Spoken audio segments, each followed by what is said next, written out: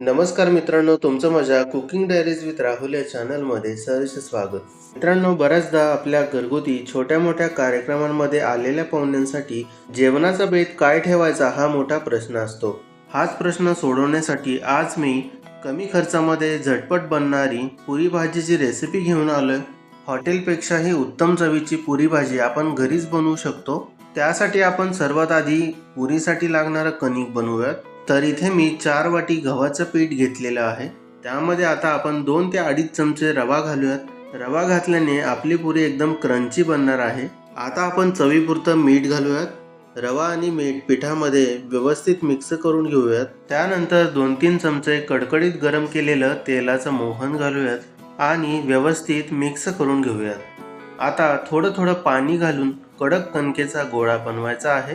याने काय होतं की जेव्हा आपण पुऱ्या तळतो तेव्हा कमी तेल पुऱ्यांमध्ये शोषलं जातं. तुम्ही इथे पाहू शकता पीठ मळून झालेलं आहे. आता हा कणकेचा गोळा आपण 1 तास बाजूला ठेवून देऊ, म्हणजे जो रवा घातलेला आहे तो व्यवस्थित मुरेल. तोपर्यंत आपण भाजीची तयारी करूयात. त्यासाठी खलबत्त्यामध्ये मी 10 ते 12 लसणाच्या पाकळ्या घेतलेल्या आहेत आणि सोबत थोडंसं आलं घेतलेलं आहे. आता आपण खलबत्त्यामध्ये ठेचून घेऊयात. या भाजीमध्ये ठेचून घातलेल्या कांद्या लसणाचा फ्लेवर खूप छान येतो आणि चवही खूप चांगली लागते. तर इथे आता आलं लसूण ठेचून झालेलं आहे. 3 मोठ्या आकाराचे बटाटे इथे शिजवून घेतलेले आहेत. आता यातल्या 2 बटाट्यांचे आपण बारीक मोठे काप करून घेऊयात आणि राहिलेला बटाटा आपण हातानेच मॅश करून घेऊयात. मॅश केलेल्या बटाट्यामुळे भाजी आपली घट्ट होण्यासाठी मदत होईल.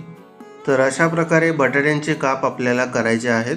आता आपण भाजी बनवायला घेऊयात. त्यासाठी कढईमध्ये 4 ते 5 चमचे तेल घेतलेलं आहे.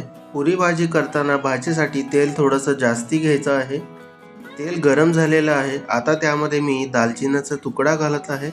त्यानंतर 4 ते 5 लवंग घातलेले आहेत आणि 3-4 काळी मिरी घातलेली आहे. सोबतच 2 तमालपत्रही घातलेले आहेत. आता थोडेसे जिरे आणि थोडी मोहरी घालूयात. आता हे खडे मसाले 2 मिनिट परतून घ्यायचे आहेत. परतून झाल्यानंतर एक मोठा कांदा बारीक चिरून घालायचा आहे. सोबतच तेलामध्ये थोड्या वेळापूर्वी ठेचून घेतलेलं आलं लसूण घालूयात. आता हे सर्व मिश्रण 2-3 मिनिट व्यवस्थित परतून घेऊयात. थोड्या वेळानंतर कढीपत्त्याची ताजी पाने घालूयात आणि मिक्स करून घेऊयात. आता मिश्रण चांगलं परतून झालेलं आहे.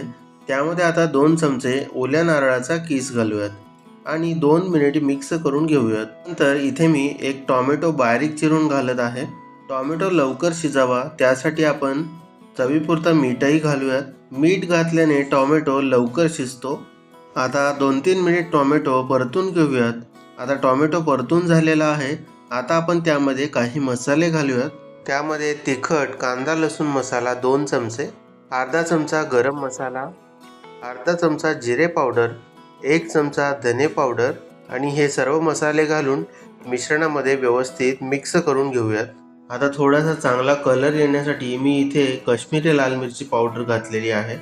आता ही सुद्धा व्यवस्थित मिक्स करून घेऊयात. मसाले चांगले परतून झालेले आहेत. आता 1 वाटी वाटाणा घालूयात आणि शिजवलेला बटाटा घालूयात आणि मसाल्यांमध्ये व्यवस्थित 2-3 मिनिट परतून घेऊयात. तुम्ही इथे पाहू शकता मसाल्यांमध्ये बटाटा व्यवस्थित मिक्स झालेला आहे. आता आपण यामध्ये आपल्या गरजेनुसार गरम पाणी घालूयात. लक्षात घ्या, गरम पाणीच घालायचं आहे, म्हणजे मसाल्यांची चव व्यवस्थित टिकून राहते. तुम्हाला भाजी घट्ट हवी असेल तर पाणी कमी घाला. आता बटाटे तर आपण शिजवून घेतलेले आहेत.